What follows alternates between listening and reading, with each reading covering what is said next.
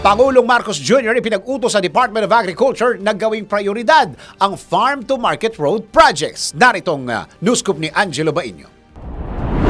Inatasan ni Pangulong Ferdinand Marcos Jr. ang Department of Agriculture na gawing prioridad ang farm-to-market road projects upang matiyak na ang mga inisyatibo ay nakalinya pa rin sa Farm-to-Market Roads National Plan. Binigyang din ni PBBM ang kahalagahan ng pagsasaprioridad ng mga proyekto na nakaangkla na sang-ayon sa utility at development aspect. Iginit ng Pangulo na maraming kalsada sa bansa na hindi maganda ang kondisyon na nakakaapekto sa pagluluwas ng mga produkto.